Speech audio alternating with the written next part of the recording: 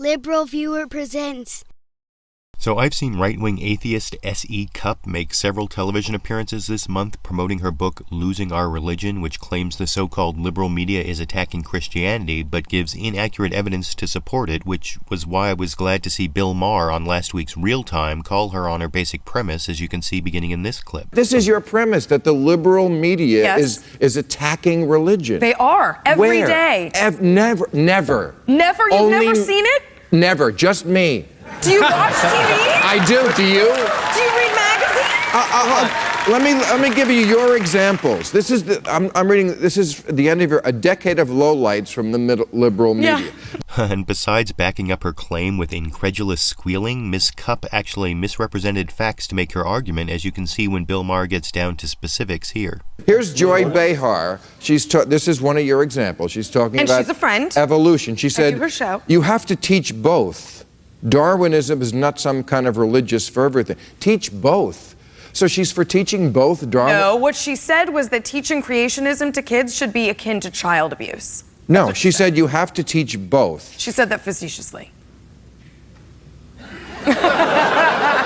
Now, as I'll show with actual clips in a moment, S.E Cupp was being plain dishonest, insisting Joy Behar was only facetiously advocating for the teaching of both Darwinism and creationism, but first, you can see her finish misrepresenting Joy Behar's position here. Well, that's interesting that you can divine that. She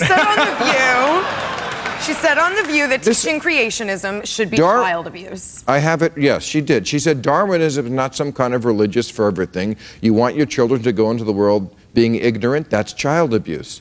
Yeah, it is. I don't think that's true. I think, and that's not an anti-religious the majority statement. of the people who teach their kids creationism because it's a nice Christian allegory, I don't think are guilty of child abuse. Of course, Joy Behar never said that teaching the creation story to children was child abuse, and she also genuinely argued for teaching both Darwinism and creationism, as I found when I tracked down a clip from the actual broadcast of The View that you can see here. You have to teach both. He will learn about both, but he's going to learn what I'm teaching him on my faith. Why do some people say you have to learn about both only when it's when they want what they want to be taught? Darwinism is not some kind of a religious fervor thing. There's proof. No, I'm saying scientific proof. And you want your children to go into the world being ignorant of that? I'm not.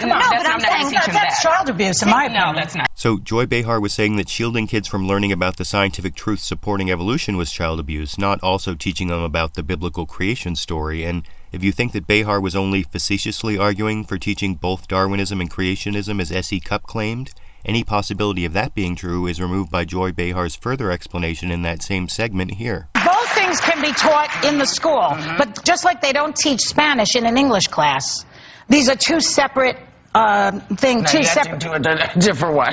Well, you have to do a different They don't teach,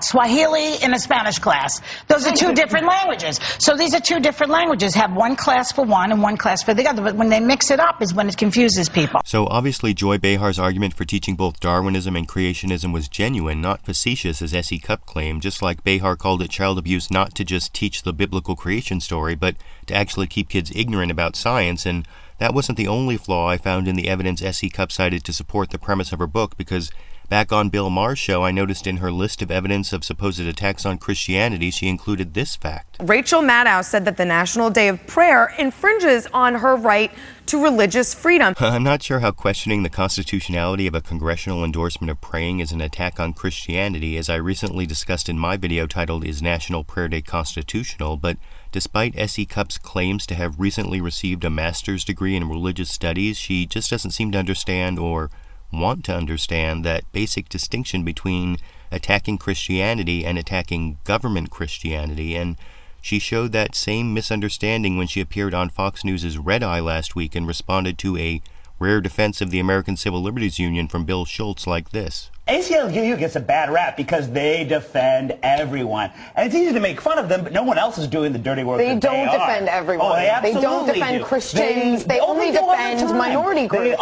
Of course, S.E Cupp's claim that the ACLU only defends minorities and doesn't defend Christians is false, as I've pointed out in several of my videos, and even a simple Google search for the terms ACLU and Christians brings up my ACLU Fights for Christians website that uses links to dozens of examples to point out that the ACLU fights just as hard for individual free exercise of religion as it fights against unconstitutional government endorsement of religion. But even though I emailed S.E Cupp a link to my website last Tuesday at her public email address, secupp@redsecupp.com, I never got a response from her, and I get the feeling she's not really interested in using actual facts to try to persuade people like me who disagree with her, even though the front cover of her book has a quote from Sean Hannity claiming that, quote, "If you think the great Christian majority in America isn't under attack, this book will change your mind," unquote.